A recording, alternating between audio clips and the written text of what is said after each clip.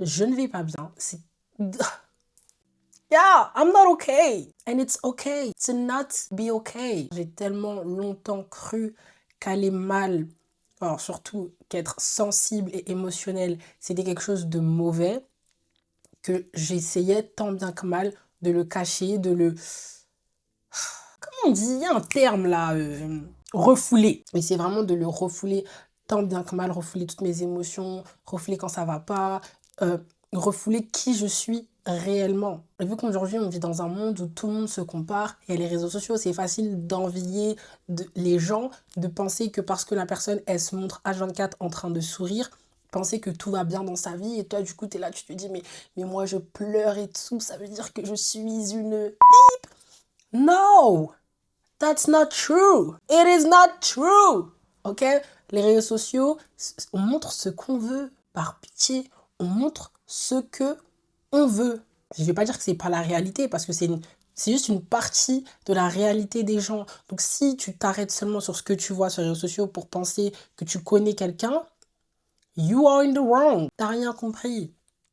T'as rien compris. Et c'est pour ça que ça va pas des fois dans ta tête, c'est parce que tu passes ton temps à te comparer à des fractions de vie d'autres humains.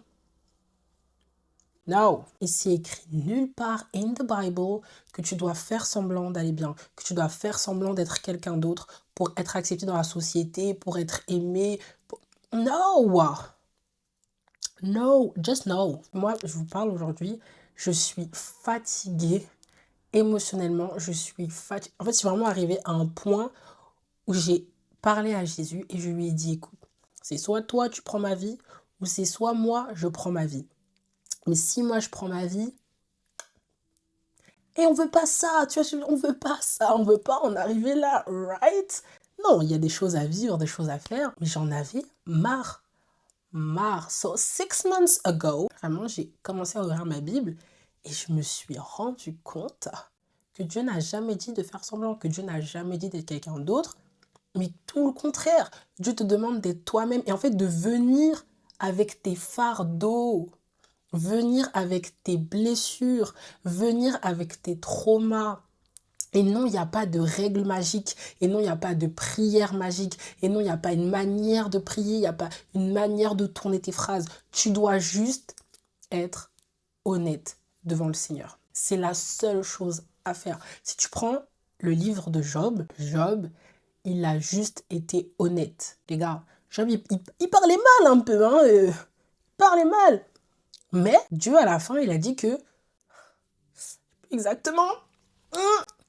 Mais tu vois que Dieu est fier de Job. Parce qu'en fait, Job, il était, oui, fâché, triste, frustré, dans l'incompréhension, tout ce que vous voulez. Mais il a continué de parler à Dieu. Et c'est ça que Dieu veut. C'est ça une relation. Quand tu es dans une relation avec quelqu'un, c'est pas tous les jours tout beau, tout rose. Là. Enfin, part si vous êtes dans des relations. Voilà. Mais c'est pas toujours tout beau, tout rose. Les jours où c'est pas beau et c'est pas rose, qu'est-ce qu'on fait? On continue quand même de communiquer. On dit à la personne, ça va pas, là je me sens comme ça, ce que tu as fait, ça me plaît pas, ce que tu as fait, je comprends pas. Pourquoi on fait pas la même chose avec Dieu? Vous savez qu'on a le droit de poser des questions à Dieu? Là, Seigneur, je suis dans telle situation, je comprends pas. Ça me fait mal, j'en ai marre, je souffre. Tu peux dire ça au Seigneur. En fait, je suis tellement sérieuse parce que je sais que beaucoup pensent que c'est mauvais d'être honnête avec le Seigneur. Moi, je sais que pendant toute ma vie, littéralement jusqu'à il y a 6 mois, mais je faisais de fausses prières.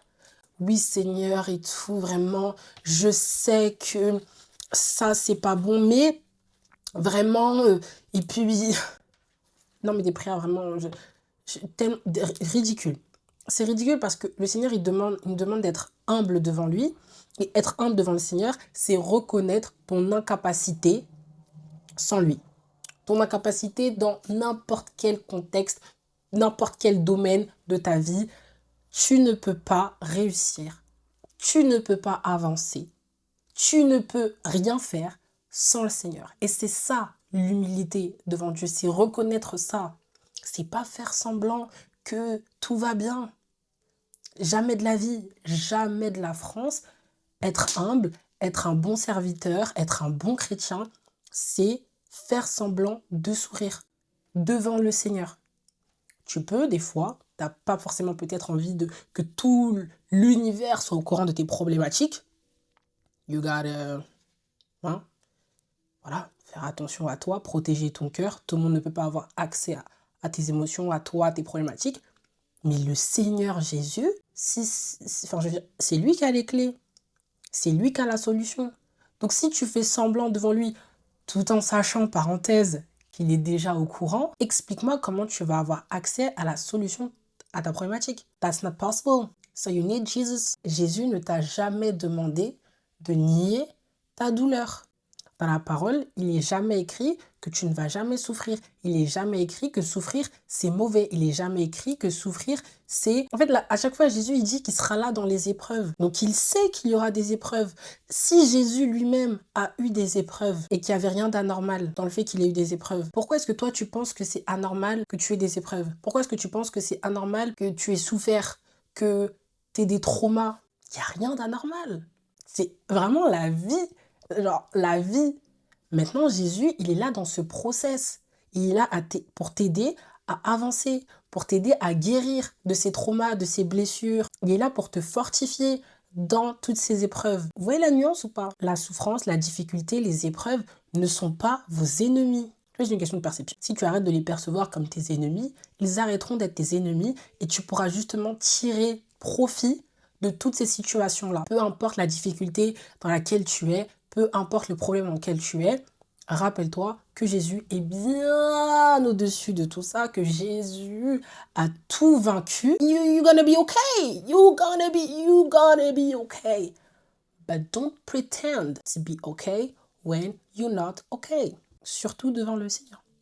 On arrête de faire semblant. C'est quand j'ai arrêté de faire semblant devant Dieu que la guérison, elle a commencé. Tant que tu feras semblant devant le Seigneur, tu ne laisses pas l'espace à Dieu de venir pour réellement travailler en toi. Tant que tu n'es pas honnête devant le Seigneur, tu peux pas avoir une réelle intimité. En fait, c'est comme les relations humaines. Si tu n'es pas réellement honnête avec quelqu'un, tôt ou tard, ça va se ressentir dans la relation. Avec Dieu, c'est pareil. Surtout que Dieu, il sait tout. Et Dieu, il regarde vraiment à ton cœur. Donc si tu lui donnes pas complètement ton cœur, il va pas forcer. On a un Dieu merveilleux, il va pas forcer. Il va vraiment pas forcer l'entrée. Donc c'est à toi de te disposer et de lui donner l'accès complet. Si tu as du mal, tu sais pas comment faire, guess what? Tu peux lui demander de t'aider, de te montrer. Et puis après, on a ce livre exceptionnel, The Bible. Toutes les clés sont notées dedans. 5 minutes par jour. Au début, c'est tout ce qu'on te demande. 5 minutes par jour, un verset, un chapitre. Apprends à connaître le Seigneur. C'est la meilleure manière de guérir. Parler avec lui, passer des moments où juste tu discutes, mets-le dans toutes tes petites choses, dans toutes tes petites habitudes, dans toutes tes tâches du quotidien. Parle au Seigneur. En fait, la manière dont ça va tout changer dans ta relation avec lui, encore une fois, c'est comme les relations amoureuses. Au plus tu communiques avec la personne avec laquelle tu veux créer une relation, au plus la relation elle se crée, au plus la relation elle devient forte, au plus il y a de l'intimité. C'est pareil avec le Seigneur. On oublie que Jésus veut être notre ami. So, en tout cas, si tu ressens le besoin d'aller plus loin dans ta guérison émotionnelle, tu ressens le besoin de continuer en fait ce cheminement avec le Seigneur, tu sais pas comment, tu as besoin un peu plus de conseils, and you want a friend, abonne-toi. Et on se retrouve la semaine prochaine. Je te fais des gros bisous. Bisous!